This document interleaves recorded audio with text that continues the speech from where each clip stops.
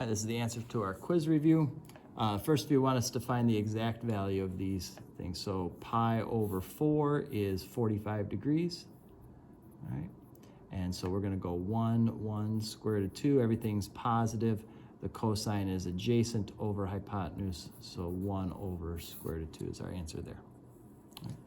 330 degrees goes all the way around and stops 30 degrees short of a full circle.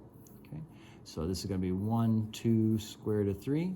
The 1 will be negative because it's in the negative y direction. The x will be positive. All right.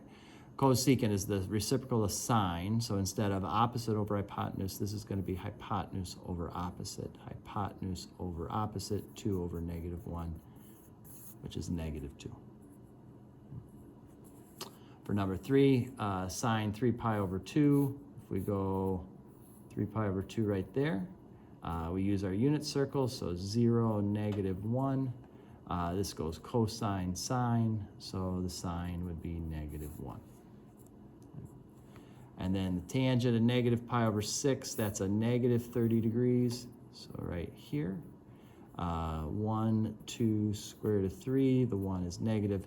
Tangent is opposite over adjacent, so negative 1 over square root of 3 is our answer there. Right. For this one, they give us this triangle. They want us to find the cosecant. That's the opposite of sine. So instead of opposite over hypotenuse, we're going to do hypotenuse over opposite. Hypotenuse over opposite. We weren't given the opposite, so no big deal. 4 squared plus x squared equals 9 squared. So we get 81 minus 16, that's 71, 65. So our opposite side is the square root of 65. Okay, so hypotenuse over opposite will be 9 over square root of 65. That's our cosecant. There are similar ones here, 6 and 7. It says theta is in quadrant 1 and the cosecant is this. Can you find secant? So if we do a triangle in quadrant 1, let me try that again. Okay. So boom, there we go. Here's theta. And cosecant, again, is the reciprocal of sine. So this is hypotenuse over opposite. So square root of 13 will be our hypotenuse. 2 is our opposite. If we use a little Pythagorean theorem again, we're going to get 2 squared plus x squared equals square root of 13 squared. So that's going to turn into 13. This will be 4. If we subtract, x squared equals 9. So x equals 3. That's our adjacent side. Okay. So secant is the reciprocal of cosine. So instead of adjacent over hypotenuse, this is hypotenuse over adjacent. Hypotenuse over adjacent will give us square root of 13 over 3. And that's our answer. So same idea for number 7. We're in quadrant 4. So let's make our quadrant 4 angle. Okay. The cosine is 5, 6. So the adjacent over the hypotenuse is 5 over 6. We're going to use Pythagorean theorem. 5 squared plus x squared equals 6 squared. So 36 minus 25 is 11. So we get the square root of 11 as this other side, and it's the negative square root of 11. That would be there. Okay. So we want cosecant. So cosecant is the reciprocal of sine. So that's hypotenuse over opposite.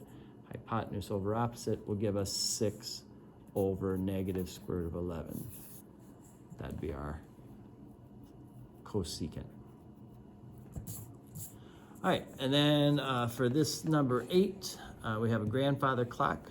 Has a pendulum that's 16.2 inches long and sweeps an angle of 52 degrees.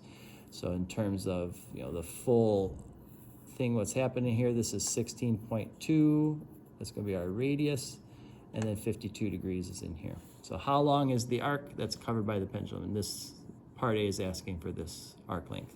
So if you were to do the full circumference, it would be 2 times the radius. 2 times pi times the radius. So this right here would be the full circumference. That's everything. But we don't want the whole thing around. We just want 52 degrees of it. So we're going to multiply by 52 out of 360. All right. And if we do that, 2 pi times 16.2 times 52 divided by 360, we're going to get 14.703 inches. That's how long this arc is. Okay.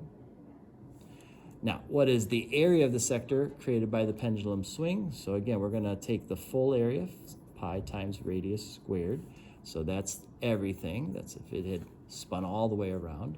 We don't want everything. We just want 52 out of 360 of it. So if we go pi times 16.2 squared times 52 divided by 360, we get 119.091, and this would be square inches.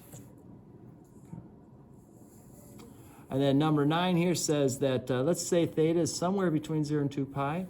What values of theta then make cosine equal to 0? So we can go to our unit circle.